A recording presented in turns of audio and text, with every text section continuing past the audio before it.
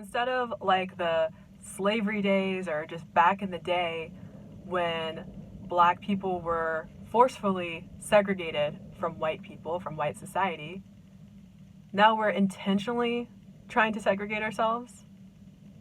My question is why? That, in my opinion, does not promote unity. It's the opposite. Segregation is not unity. And that in itself promotes more racism. Hello everyone, my name is Monica, and today's video we're going to be talking about why I still don't support the Black Lives Movement. This is kind of a part 2 or an update to the first video I made 7 months back titled Why I Don't Support BLM. I honestly did not think that I would ever be making another video about BLM. I've said so much already. I thought I had said everything that I could possibly say in that first video.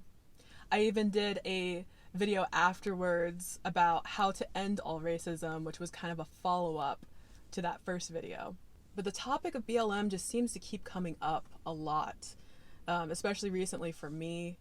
I feel like it's haunting me. It won't go away, but of course, I think it also affects me too, being a black person, whether I like it or not, whether I support it or not. Somehow I keep getting dragged into it. People keep wanting to talk to me about it a lot. It seems like, whether it's strangers or it's family or just people I know in real life. And I was very surprised that that first video was so well received. It is the video with the second most views I have on this channel, after my How I Manifested My Soulmate. And I did not think it would be as popular as it has become. I literally thought it might get like 100 views and that would be it. I thought I was going to get a lot of hate. I lost maybe a handful of subscribers that same day. And then when Freely the Banana Girl shared that video, I got like 100 or 200 more subscribers. And then I've gotten so many comments, so many likes, and I didn't know that there would be so many people who could relate to what I was saying or was feeling the same way that I was feeling. And if you haven't seen that video, I will link it up above. Make sure to pause this video, go watch that one first, and then come back and watch this one later. And I just want to say thank you again to all the people who shared their personal stories and their opinions, even if they're different from mine. We need to open up a conversation that's open and honest instead of just telling people what they want to hear. So I really appreciate that. I was surprised at the overwhelming amount of positive support. I really didn't get that much hate like I had anticipated. I got a few really rude kind of personal attacks in the comments that I just deleted. And there were a few times actually where I got a notification on my phone and I could see like the first part of the sentence for the comment, and it sounded like it was, a hater comment, somebody trolling or whatever. And then as soon as I would go to actually look at the comment, it was already deleted. So that was kind of odd as well. So anyways, I was going to do a completely different video, but I actually got a comment on that first BLM video that got me thinking and prompted me to make this video. And the comment said something like, I don't support BLM, but I do just want to point out that society does act like Black lives don't matter. And my response was something along the lines of, from my perspective, I don't agree that all of society acts like Black lives don't matter.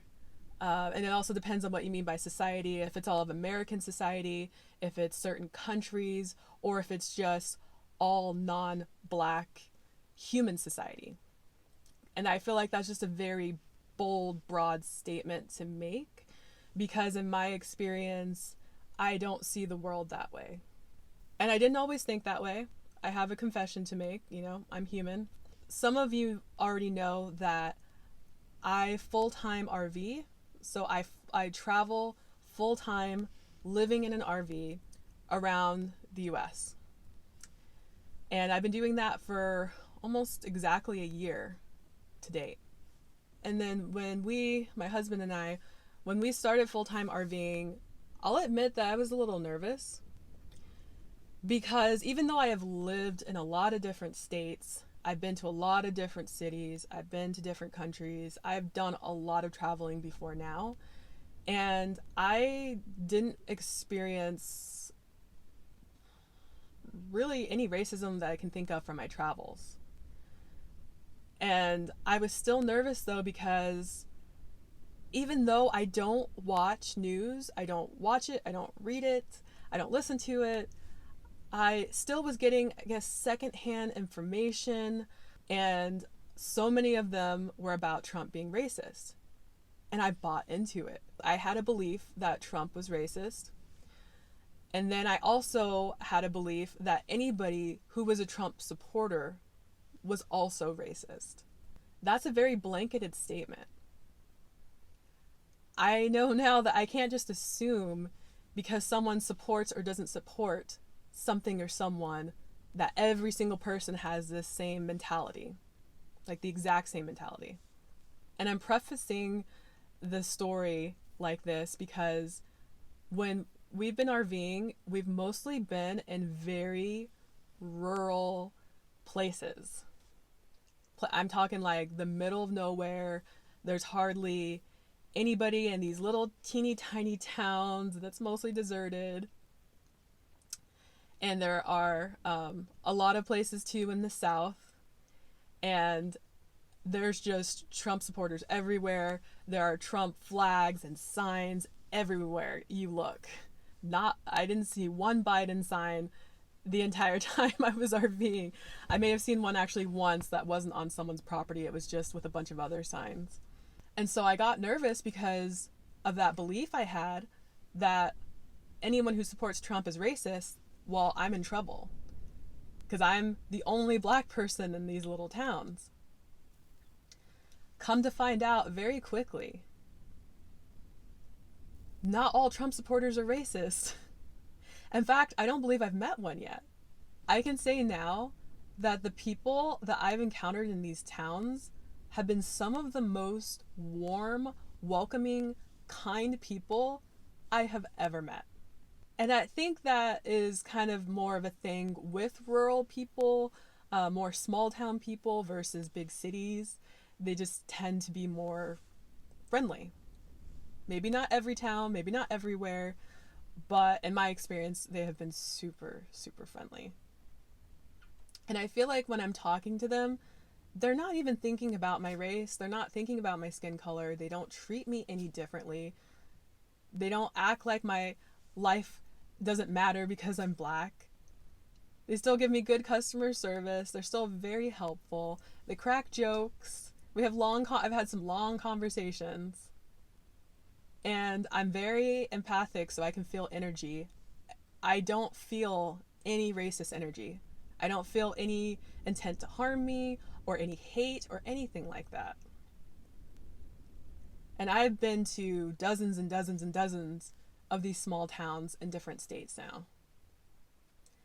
And after a short while, I no longer had that fear. And I felt kind of guilty making that assumption before even talking to any Trump supporters. But I don't feel guilty anymore because I understand that I was operating from a certain level of consciousness. And that was a lesson that I had learned personally. And that experience has also helped me to feel more compassion for other people who have different views than me, that are very angry about people who don't support BLM like me. I also had a conversation with my mother-in-law not too long ago, and we got into the topic of BLM for the first time. Usually we talk a lot about mainstream stuff that's happening in the world, current events, but somehow this topic didn't come up until now, and she was actually the one who brought it up. And I love my mother-in-law. Bless her heart. She is the in-law I feel the closest to. We've talked a lot. She's come to visit. We've gone to visit her. And she's very open-minded in a lot of ways. And she likes to hear our different opinions about things, because me and my husband just have drastically different views from the mainstream. And so we got into this conversation, and I just went on this long rant. I wasn't yelling at her, I wasn't mad at her or anything, and I knew she understood that. I just had so much to say about it that I was like talking so fast and just trying to relay all the information that I've learned and what I was feeling. And she just listened, and she was so gracious about it. And it started because she had made this comment. She said something like, Black people are twice as likely to be pulled over by cops. And she said this so matter-of-factly, like this was just a straight up fact. And I'm just like, I don't know where you're getting your statistics, but that has not been my experience. And like, no offense, that's not part of my belief system. I haven't been pulled over a whole lot in my life. I have been pulled over once for speeding. I got a ticket. I've been pulled over because my lights weren't on or a light was out or something very minor. And I've been pulled over by black cops, white cops, Hispanic cops, you name it. And I've definitely had some very, very rude cops who were power tripping and not so friendly. And then I've had actually very friendly cops. If they weren't a cop, I'm pretty sure we could like chill. Like they were just so personable and didn't treat me like I was a criminal or I did something horribly wrong. But even with those rude cops, I didn't get the sense that they were racist. I've had to come to terms with the fact that not everybody likes me, and that's okay. And not everyone is going to be nice to me. There are some people who are just miserable. They hate their jobs. They hate their family situation. They hate their life for whatever reason or another. And they operate at a much lower vibration. And they take that out on everybody they encounter, especially customers. So I've learned to accept that sometimes just because someone's rude to me doesn't automatically mean that they're racist. It just might mean that they're not a very nice person or they're having a bad day. So I told her I didn't agree with this statement. And it was mostly because what I was hearing was that every single cop is racist.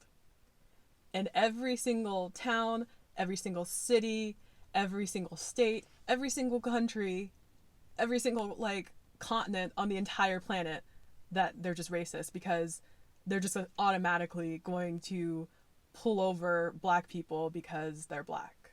I don't think that the majority of society is racist. But I also, on the other hand, could see that if I had stayed, for example, in Florida, in the South, where I did experience some racism, like my whole life, basically, and didn't travel, and I only had my small town experience, that's all I knew and all I could draw from, that yeah, I could and probably would have the perception that every white person everywhere in the entire world is racist, if that was the majority of my experience. I do understand that there are some very concentrated places in the world, especially certain cities, certain towns, certain states even maybe, but it doesn't mean that the entire country is racist. It doesn't mean that everyone is racist. But yeah, if I did stay in one of those concentrated areas, I might have that perception. So I do have compassion for people who feel that they're not being heard and that racism is real. And I'm not saying it's not real, it's definitely real. That I could see why they get so offended when people like me or anyone else doesn't support BLM, because in their mind they might be thinking, well, then they're racist and they don't understand, and they're a coon and they're an Uncle Tom and all this other stuff. But I also want to express that from my point of view, I cannot speak for every black person. I can't speak for every person. All I can do is speak from my own experience. And like I said, I have traveled to so many places. I'm still traveling. I'll probably be doing this for a long, long time.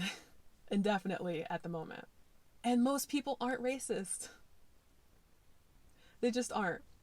And I do find it kind of patronizing when non-black people want to get into this debate with me and tell me that there is a racist problem in our country and tell me basically why I should feel bad about it or why I should be a victim to it. I'm not a victim. I'm not ever going to be a victim. I do not have that mentality. I know too much about the law of attraction, and know how much our beliefs create our reality. And if I have the belief that I can't get ahead because I'm black, I'm never going to get ahead. And it's not because of white people holding me back. It's from my own perception, my own beliefs, my own mentality that's holding me back. And it makes me kind of sad when I think about how many children are going to be born or have been born during this BLM trending era. And for the black parents who are fully for it and are teaching their kids as from a young age that the color of their skin is really the only thing that matters, and that everyone's going to judge them for it, and they can't get ahead, they're not going to be able to get the same opportunities, and that they're just going to be a victim and they have to be full of hate and rage their whole life. And I don't want to say that like that's kind of an extreme example. I'm not saying that everybody who supports BLM feels that way. I'm just saying in the most extreme scenario I can come up with. And then also now with even white children whose parents support BLM, because there are a lot of white people who do, if they have that mentality of teaching their kids from the moment that they're born that the color of their skin is basically a sin, and they have white privilege and they need to feel guilty about it and they need to repent, it feels like we're going backwards in time. It feels like we just regressed 100 years. Instead of racism being where you have to feel bad or be made wrong for having black skin, now people with white skin are being made to feel like it's wrong, that it's bad, when in reality we're all just human. Color of skin does not matter at all.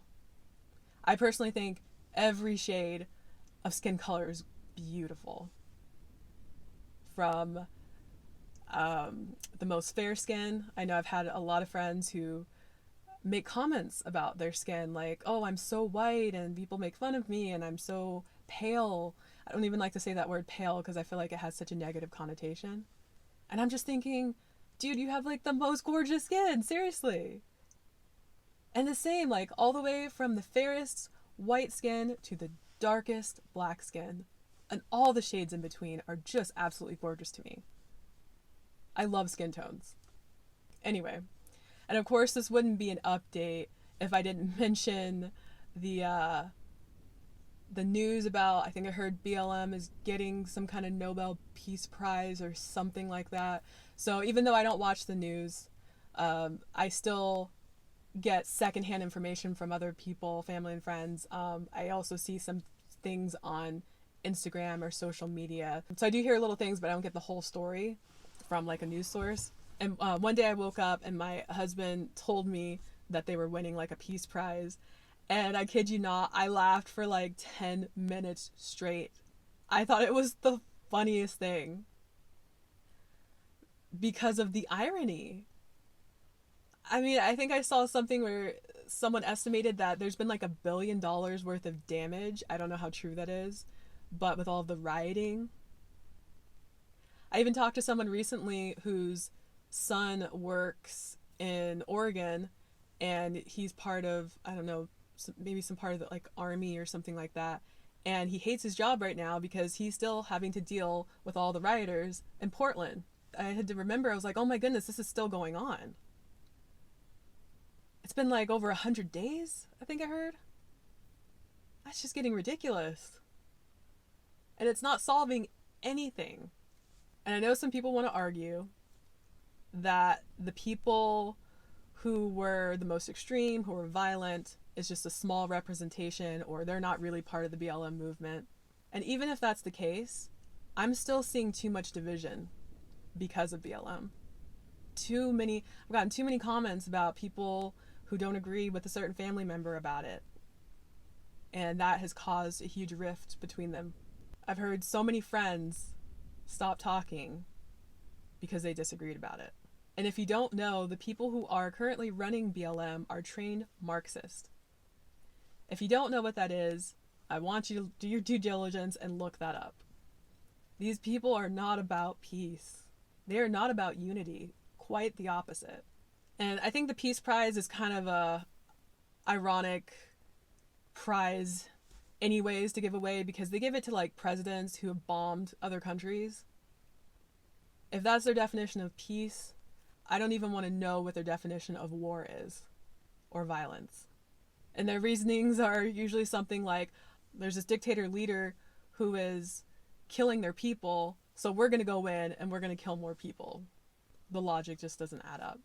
And the final thing I want to talk about for why I still don't support BLM is, even though I don't follow it, I was kind of surprised to see that it was still trending, obviously because my video keeps getting tons of views even to this day, that anytime I turn on like Amazon or even YouTube, I keep getting this ad about like Black YouTube, where I guess it's just a channel or some separate part of YouTube that's specifically for just Black people who have Black people who have channels, so Black content creators. And I don't understand this.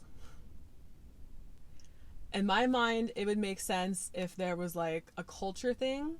Maybe if there was like an Asian culture YouTube, or Indian culture, or even African culture, or Mexican culture. That to me would make a little more sense, because those are different countries. They have their own like cultural food and traditions and clothing and maybe holidays. But for America, we're all American. So I don't see the need to have a specific category for just Black people. Because if we did have just a category for Black people, then why don't we have a category for white people? Because I know that if we had a category for just white people, everyone would lose their freaking minds. And then we'd get into the whole racist thing again. Racism would be shouted from the rooftops if there was a segregated white YouTube.